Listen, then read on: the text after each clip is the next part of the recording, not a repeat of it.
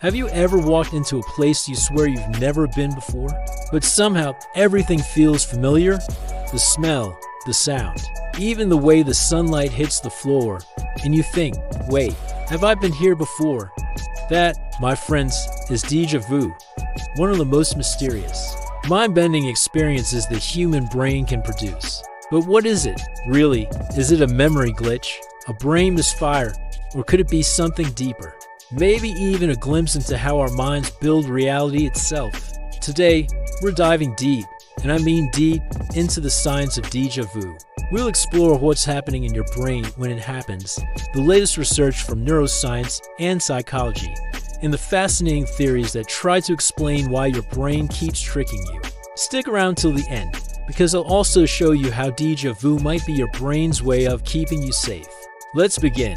Life isn't just yours, it's everywhere, it's everything, and we're here to explore it all. Be curious and stay curious. So let's start simple. The term déjà vu is French. It means already seen. It describes that eerie, almost haunting feeling that what's happening right now has already happened. You know you're not actually repeating time. You know logically this moment is new. Yet, emotionally and instinctively, it feels like a replay. And you're not alone. Studies suggest that up to 70% of people have experienced déjà vu at least once. It's most common between ages 15 and 30, and interestingly, it becomes less frequent as we age. That's already a clue. It's tied to how memory and perception work differently across our lifespan. Over the decades, scientists have proposed several fascinating theories to explain déjà vu. Let's break down the top contenders, starting with the simplest one. Theory number 1, the memory mismatch familiarity without recall. This is probably the most accepted explanation, according to this theory. Déjà vu happens when something in your current environment resembles a past experience, but the memory of that experience isn't fully retrieved. Your brain recognizes patterns, the layout of a room, the sound of voices, the angle of light, and says, hey, this looks familiar, but your conscious mind can't pinpoint from where. That mismatch creates the illusion of remembering something that never actually happened. Researchers have tested this with virtual reality, when participants explored new VR environments that shared layouts with places they'd seen before. They reported déjà vu sensations. It's like your brain saying, I've seen this movie before, even though it's just remixing old footage. Theory number 2, split perception, a glitch in attention. Another theory, the split perception idea. Imagine this, you briefly glance at a scene, say, a street corner, without really paying attention. A second later, you look again, fully aware. Your brain processes the scene twice.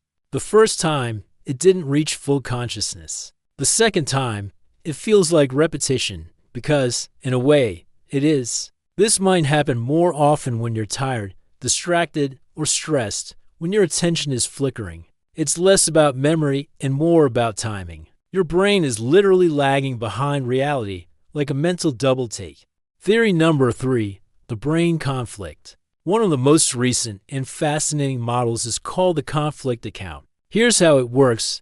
Your brain constantly checks your experiences for consistency, like an internal fact checker. Sometimes you get a signal that says, this feels familiar, but the rest of your brain can't confirm why. That conflict between the feeling of familiarity and the knowledge that it's new produces that uncanny, almost electric sensation we call déjà vu.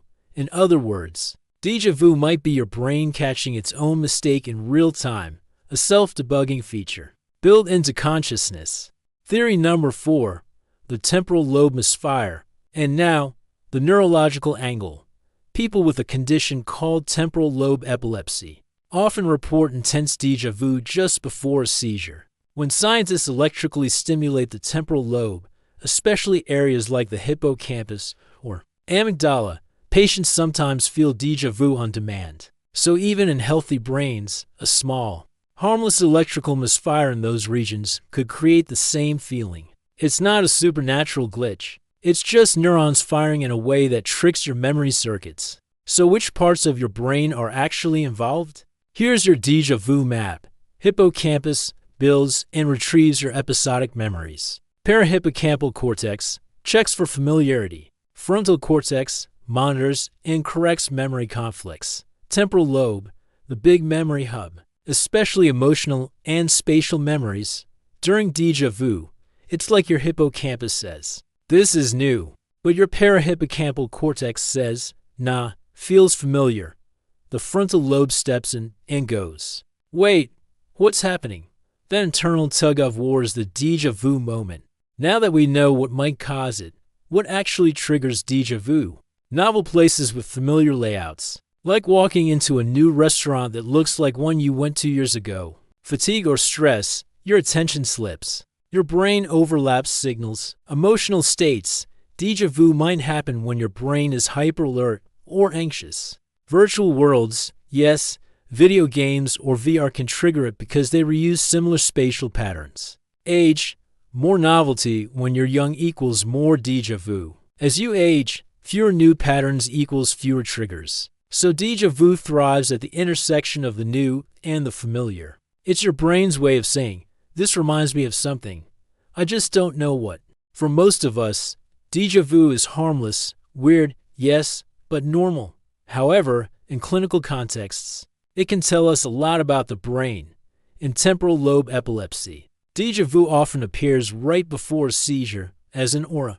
Some migraine patients also report it before intense headaches. In rare psychiatric cases, people can experience chronic déjà vu, where everything feels repeated, often tied to anxiety or depersonalization. If déjà vu happens very often, like several times a week, it might be worth talking to a neurologist. But occasional déjà vu, totally normal. It's just your brain doing a quick system check. Okay, so how do scientists study something that happens randomly and lasts just seconds? They've gotten creative. In one experiment, researchers used virtual reality to create rooms with similar layouts but different details.